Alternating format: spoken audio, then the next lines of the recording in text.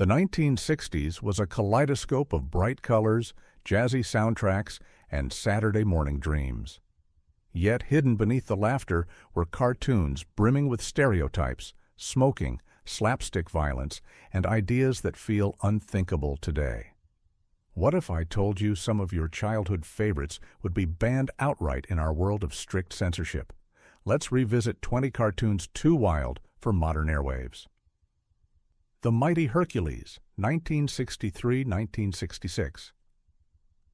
With a booming narrator and heroic theme song, The Mighty Hercules transported kids into a world of myth and monsters. Produced by Adventure Cartoon Productions, it followed Hercules, muscular half-god hero, battling villains with his magic ring of strength. For kids in the 1960s, it was thrilling mythological escapism.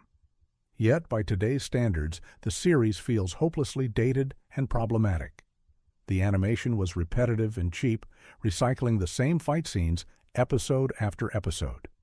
But more than that, the villains were often exaggerated ethnic stereotypes, from Middle Eastern sorcerers with sinister accents to bumbling caricatures of barbarians. The violence was non-stop, with Hercules tossing enemies into the sky or crushing them in bursts of cartoon fury. At the time, it was brushed aside as harmless action. Now, parents would likely condemn the relentless violence, lack of depth, and heavy stereotyping. Some critics even noted how the show simplified myths into hollow tropes, stripping Greek legends of their nuance. Still, it carries a nostalgic charm. For many, The Mighty Hercules was their first introduction to ancient myths, even if it was through a lens of low-budget animation and outdated ideas. King Leonardo and His Short Subjects, 1960-1963. Long before the world of edgy animated satire, there was King Leonardo and His Short Subjects. Produced by Total Television, it centered on King Leonardo, a well-meaning but bumbling lion ruler, and his faithful skunk advisor, Odie. The cartoon aired in a variety show format, with multiple comedic shorts packed into each episode. In its time, it was praised for clever wordplay and zany characters. Yet its humor leaned heavily on mocking accents and outdated racial caricatures. Villains like Biggie Rat spoke in exaggerated mobster tones, while other shorts drew on stereotypes now seen as offensive. Violence, too, was constant. Slapstick fights, explosions, and pratfalls formed the core of its comedy. What made it popular then, fast-paced, absurd humor, would spark controversy now. Its short subject style often exaggerated cultural differences for cheap laughs, something today's audiences would find cringeworthy. Despite this, it laid groundwork for the wacky, rapid-fire humor later perfected by shows like Rocky and Bullwinkle. Though mostly forgotten today, it's a relic of a time when TV prioritized laughs over sensitivity. If revived unedited, it wouldn't last a single episode on modern networks. Batfink, 1966-1967. Your bullets cannot harm me. My wings are like a shield of steel. With that catchphrase, Batfink soared onto television as a parody of Batman-style heroes. The series followed a crime-fighting bat with steel wings and his sidekick, Karate, who was portrayed as an Asian stereotype with a broken accent and martial arts gimmicks. For children of the 1960s, it was silly, fast-paced fun, a spoof of superheroes with a catchy opening theme. But looking back, its portrayal of Karate is deeply problematic. Reduced to a comic stereotype, Karate was loyal but bumbling, constantly played for laughs. Today, this kind of portrayal would be condemned as offensive and demeaning. Violence was also rampant. Every episode ended with villains being electrocuted, blown up, or battered into defeat. What passed as harmless slapstick then would raise questions of tone and appropriateness now. Still, Batfink retains cult status among fans of quirky 60s cartoons. Its parody of superhero tropes predicted later spoofs, even if it was wrapped in questionable portrayals. In today's era, its mix of stereotypes and slapstick would never pass network approval. But in the 1960s, it was simply another slice of Saturday morning madness. Go Gophers, 1966-1969. At first glance, Go Gophers looked like harmless slapstick. The story followed two Native American gophers constantly outsmarting bumbling U.S. Army soldiers in the Old West. Kids laughed at the silly voices and absurd traps, while the network promoted it as a wacky Western comedy. But beneath the surface lay troubling caricatures. The Gophers were voiced with exaggerated, tribal accents, reducing Native American identity to a gag. Their enemies, General Nuisance and Colonel Kit Coyote, were portrayed as cowardly buffoons, playing into stereotypes of clueless authority. The cartoon's humor thrived on mocking cultural differences, something that modern audiences wouldn't tolerate. At the time, it slipped by without protest. Viewers saw it as slapstick in the tradition of Looney Tunes. Today, though, critics view it as a striking example of how 1960s television often turned marginalized groups into punchlines. Still, its slapstick chase scenes and satire of authority made it popular with children. But if aired now, Go Gophers would be pulled immediately, its stereotypes overshadowing the comedy. It's remembered not just as a relic of the past, but as a warning of how humor can cross into insensitivity. The Dick Tracy Show, 1961 part 1962. When Chester Gould's legendary detective hit Saturday mornings, fans expected gritty crime-fighting action. Instead, the Dick Tracy Show delivered slapstick shorts where bumbling police sidekicks tackled criminals while Tracy barked orders from his office. On the surface, it was zany fun, but its portrayals of villains stirred controversy. Characters like Jojitsu, a caricature of Japanese detectives with exaggerated speech patterns, and Go-Go Gomez, a Mexican stereotype, would be considered blatantly offensive today. Their appearances leaned on outdated racial tropes, played for laughs at the expense of entire communities. In its era, these caricatures were shrugged off as comic relief, and the show aired widely in syndication. But as society grew more aware of cultural sensitivity, reruns quietly vanished. What's fascinating is how the show reflected America's post-war anxieties. Its villains and foreign henchmen mirrored stereotypes still lingering from double boyfriendhos and Cold War tensions. Yet its crude approach would make it impossible to air in today's world. The Dick Tracy Show shows how even beloved comic strip heroes weren't immune to the cartoon industry's reliance on stereotypes.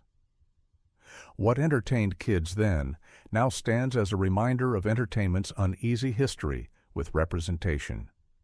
Deputy Dog, 1960-1963, produced by Terry Toons, Deputy Dog followed the adventures of a southern dog sheriff and his quirky bayou friends. It was filled with slow-paced humor, slapstick chases, and goofy catchphrases that made kids giggle on Saturday mornings. But the series carried with it the weight of stereotypes tied to Southern good-old-boy culture. With thick accents, exaggerated mannerisms, and characters who often came across as lazy or simple-minded, the show reinforced outdated caricatures of rural Southerners. Its humor frequently poked fun at backwoods culture, treating it as something to be laughed at rather than understood. While adored in its time, critics later accused it of being more than just harmless fun. Some felt it mocked rural life rather than celebrated it, while its casual use of violence, traps, explosions, and slapstick chaos wouldn't pass the stricter content standards of today's children's programming. Still, Deputy Dog was popular enough to air internationally, even finding fans in the Soviet Union. But its legacy today is more complicated, a cartoon caught between nostalgia and cultural insensitivity. It reminds us that even light-hearted humor can carry shadows of stereotypes that linger uncomfortably across generations. The Impossibles, 1966-1968. Imagine a rock band that moonlights as superheroes. That was The Impossibles. With guitars doubling as weapons, the trio battled villains while playing groovy tunes. Kids adored the mix of music, action, and sci-fi absurdity, and it became a cult favorite for Saturday morning audiences. But in hindsight, the show leaned heavily on caricatured villains. Foreign-accented mad scientists, exaggerated mobsters, and stereotypical henchmen populated nearly every episode. These depictions, while accepted in the 1960s, would be criticized today for reducing entire cultures to cartoonish threats. Add to that the constant explosions, zany violence, and relentless slapstick, and it's easy to see why modern censors would hesitate. The premise itself, rock stars doubling as secret agents, was undeniably fun, and it paved the way for later hybrids like Josie and the Pussycats. Yet it was a product of a time when stereotypes were shorthand for comedy and danger. Today, The Impossibles feels both innovative and outdated. It represents the creative experimentation of its era, while highlighting how casually stereotypes were woven into children's programming. Wacky Races, 1968-1969. At first glance, Wacky Races looks harmless, a zany cast of racers competing in absurd vehicles across wild landscapes. But look closer, and the cartoon's humor reveals dated stereotypes. Penelope Pitstop, the only major female racer, was constantly portrayed as helpless, needing rescue even when her car boasted high-tech gadgets.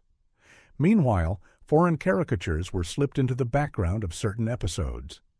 The slapstick violence, cars crashing, explosions, cheating sabotage, was a staple of the show's comedy. In the 1960s, kids loved the outrageous designs and silly rivalries, especially the antics of Dick Dastardly and his snickering dog, Muttley. But by modern standards, its treatment of female characters and glorification of reckless destruction would raise eyebrows. Despite this, Wacky Races endured, spawning spin-offs and later reboots. It remains beloved for its creativity, but reminds us how even playful competition reflected outdated gender roles. Its nostalgia is strong, but its flaws are undeniable. The Archie Show, 1968-1969. The Archie Show brought Riverdale's teen icons to Saturday mornings with bubblegum music and light-hearted antics. It introduced the world to Sugar Sugar, one of the most successful cartoon singles in history. Yet the show's gender dynamics were troubling. Betty and Veronica were often reduced to rivals fighting over Archie's affection, reinforcing dated stereotypes of women defined by competition. Meanwhile, Jughead's quirks leaned on caricature, painting him as the lazy, food-obsessed friend. At the time, it was wildly popular, inspiring comic tie-ins and fueling the teen rock craze. But by today's standards, the simplistic romantic plots and constant reinforcement of gender tropes feel shallow. It was a show more interested in bubblegum pop culture than nuanced storytelling. Still, its music-driven formula influenced countless future cartoons. The Archie Show is remembered for shaping the teen cartoon genre, but its outdated portrayals would prevent it from airing unchanged today. Secret Squirrel, 1965-1966. With a trench coat, gadgets, and a suave demeanor, Secret Squirrel was Hanna-Barbera's answer to the James Bond craze. Each episode followed the spy squirrel foiling evil plots with futuristic weapons and his sidekick, Morocco Mole. But Morocco Mole was a problem. Voiced with a heavy accent, he came across as a caricature of Middle Eastern stereotypes. Combined with the show's reliance on slapstick gunplay, bombs, and exaggerated foreign villains, the cartoon would be seen as insensitive and violent today. In its time, Secret Squirrel was adored for its spy spoof energy, blending Cold War fears with Saturday morning silliness. Kids loved the gadgets, the action, and the stylish parody of James Bond tropes. Yet it's clear how much it leaned on stereotypes for its bad humor and storytelling. Now Secret Squirrel lives in nostalgia, a quirky parody tied to its era. But if reintroduced without changes, Its insensitive portrayals would make it impossible to air in today's world. The Banana Splits Adventure Hour, 1968-1970. At first glance, the Banana Splits Adventure Hour seemed like harmless fun, costumed animal mascots hosting comedy sketches and animated shorts, all wrapped around slapstick musical numbers. Children adored the surreal blend of live-action antics and cartoon mayhem, and its theme song became iconic. Yet the show's chaos often masked troubling elements. The live-action skits leaned on exaggerated ethnic stereotypes, while the cartoons embedded in the program, like Arabian Nights, featured caricatures of Middle Eastern culture, complete with exaggerated accents and cliched villains. The physical comedy was relentless. Pratfalls, explosions, and reckless stunts that made danger look like a joke. At the time, it was embraced as psychedelic, family-friendly entertainment. But viewed today, its cultural caricatures and over-the-top violence wouldn't pass modern content standards. Its legacy is strange, half nostalgia, half cringe. The Banana Splits remind us that even shows cloaked in whimsy carried undertones that would never survive unedited in today's media landscape. Super President, 1967 to 1968. Few cartoons captured Cold War anxieties like Super President. The premise: the President of the United States secretly moonlights as a superhero, using cosmic powers to battle evil. On paper, it was patriotic fantasy. In execution, it was controversial even then. Critics blasted it for glorifying unchecked presidential power at a time when trust in authority was being questioned. The animation featured constant violence, laser blasts, explosions, and endless fights against foreign villains portrayed through crude stereotypes. NBC canceled the show after one season, following backlash from parents and politicians who argued it blurred the lines between entertainment and propaganda.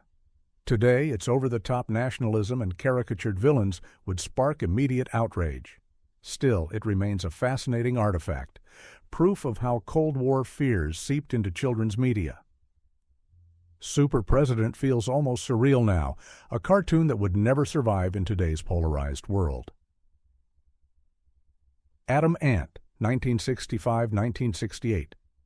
Tiny but mighty, Adam Ant zipped onto screens with super strength and speed, battling villains far larger than himself. For kids, it was thrilling to see a pint-sized hero take on the world. But the show leaned heavily on formulaic violence, punches, explosions, and endless battles. Villains were often crude caricatures, mad scientists, foreign dictators, and bumbling criminals with heavy accents. The humor came from exaggerated stereotypes that wouldn't pass today. Despite this, Adam Ant was beloved, embodying the superhero craze of the mid-60s. Its catchphrases and light-hearted parody of Superman archetypes gave it charm. But viewed through a modern lens, its reliance on violence as the punchline and its dated depictions of others would make it unacceptable for children's programming. Adam Ant is remembered fondly by fans, but its place in history is complicated, equal parts nostalgic joy and outdated caricature. The Pink Panther Show, 1969-1978. Few characters are as instantly recognizable as the Pink Panther: cool, stylish, and mischievous. When the Pink Panther Show debuted, its jazzy theme and slapstick antics made it an international hit. The wordless comedy felt universal, and children adored the Panther's clever tricks. Yet the humor often turned cruel. Violence was the backbone. Characters were blown up, flattened, and endlessly battered for laughs. The Inspector shorts included in the series leaned on caricatures of French and international figures, using accents and stereotypes as comedic shorthand. At the time, it was celebrated for its sophistication compared to other cartoons. Today, however, its violent gags and ethnic portrayals would face intense scrutiny. Networks would likely hesitate to air it without heavy editing. Still, the Panther remains an icon, proof that even flawed creations can leave an indelible mark. Its elegance hides a darker truth. Comedy built on violence and stereotypes has a short shelf life in a changing world. Space Ghost and Dino Boy, 1966-1968. When Space Ghost and Dino Boy hit the airwaves, it promised double the adventure. One half of the show took viewers into the far reaches of the galaxy, where the stoic Space Ghost battled cosmic villains with his laser wristbands. The other half followed Dino Boy, a child stranded in a prehistoric jungle, surviving with the help of dinosaurs and his caveman companion. For kids, it was an intoxicating blend of futuristic sci-fi and primal survival. But beneath the thrills, troubling issues emerge. Space Ghost's battles were violent, filled with explosions, energy blasts, and villains meeting brutal ends. Dino Boy's adventures were even more problematic, relying on crude depictions of jungle tribes portrayed as primitive, savage, and threatening. These caricatures reflected outdated colonialist views, turning entire cultures into dangerous others for a child hero to outwit. At the time, the series was hailed as exciting and groundbreaking for its bold art and darker tone. Today, its stereotypes and relentless violence would draw outrage. Parents and critics alike would question whether such messages belonged in children's programming. Still, the show has a legacy. Space Ghost later found cult fame in ironic revivals like Space Ghost Coast to Coast, but his original incarnation and the troubling Dino Boy shorts are a stark reminder of how much children's media has changed. What once symbolized daring adventure now reads as an unfiltered product of its era, too raw and too insensitive for today's airwaves. Jonny Quest, 1964-1965. When Hanna-Barbera launched Jonny Quest, it wasn't just another Saturday morning cartoon. It was an experiment in realism and sophistication. The show followed 11-year-old Johnny as he traveled with his scientist father, Dr. Quest, bodyguard Race Bannon, and Indian friend Haji. Exotic adventures took them from hidden temples to futuristic labs, all rendered in a sleek comic book style. Audiences were stunned. This wasn't slapstick. It was a serialized action-adventure with jetpacks, espionage, and high-stakes danger. But the flaws were baked in. Haji, voiced by a white actor, spoke in broken English and wielded mystical powers, reducing Indian culture to stereotypes. Villains were often foreign caricatures, Russian spies, Asian masterminds, or tribal figures drawn in crude shorthand. Even Race Bannon himself embodied Cold War machismo, the square-jawed American hero who always saved the day. At the time, these elements went unquestioned. Jonny Quest became a cult favorite, admired for its bold art, dramatic plots, and willingness to treat kids like they could handle serious stories. Yet its depictions now feel uncomfortably rooted in 1960s geopolitics and Western superiority. Today, reruns of the original series often require disclaimers. While modern reboots try to soften the stereotypes, the original remains frozen in time. It's a cartoon as influential as it is flawed, a milestone that paved the way for more ambitious storytelling while simultaneously reminding us of how representation was mishandled. Jonny Quest is iconic, but it is also an example of why nostalgia must be balanced with critical reflection. The Flintstones, 1960 to 1966. In 1960, the Flintstones made television history as the first primetime animated series.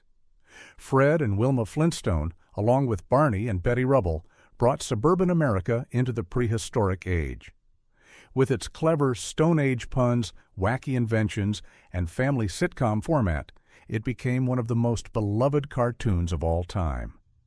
But beneath the laughs lies material that wouldn't pass today. Early seasons featured characters openly smoking cigarettes, even starring in commercials for Winston. Violence was constant, Fred often berated Barney, yelling and striking him in slapstick fashion. Gender roles were rigid and unyielding. Wilma and Betty were housewives defined by shopping, gossip, and chores, while the men carried the spotlight with workplace antics. In its era, none of this was seen as controversial. It simply mirrored American society of the early 60s. Families saw themselves in Fred and Wilma's bickering, their financial struggles, and their friendships. Yet what once felt relatable now feels outdated, if not troubling. Modern audiences, especially children, would find it shocking to see smoking normalized in a cartoon. Meanwhile, its depictions of gender reinforce stereotypes that have since been challenged and dismantled.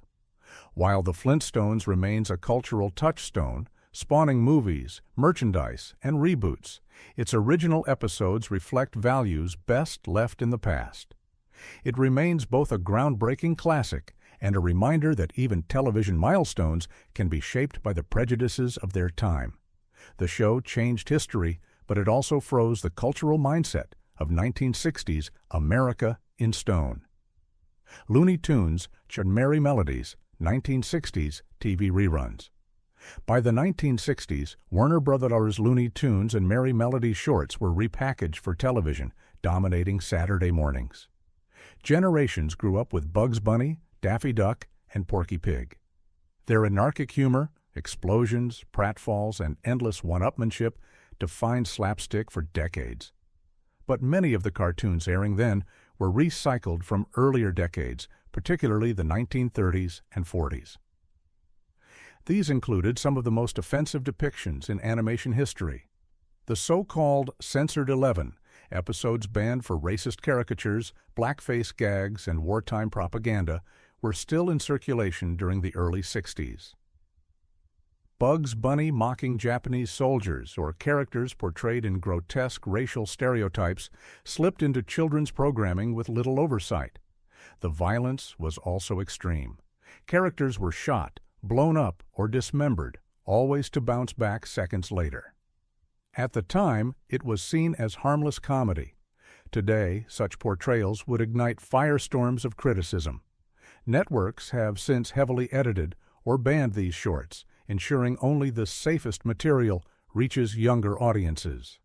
Yet the legacy of Looney Tunes is complicated. These cartoons are both comedic masterpieces and historical artifacts of prejudice. They reveal how easily laughter was built on cruelty and mockery. To love Bugs Bunny is to acknowledge that even icons carry shadows. What once entertained millions now forces us to confront uncomfortable truths. Looney Tunes may endure as a brand, but its unfiltered past would never air on modern television. It stands as the clearest example of how culture evolves and how entertainment must evolve with it. The cartoons of the 1960s dazzled with color, music, and invention, but they also exposed the biases of their time. Some made us laugh, others shocked us, yet all reveal how far society has come. Which cartoon surprised you most? Share your thoughts below, and remember to like and subscribe for more untold histories.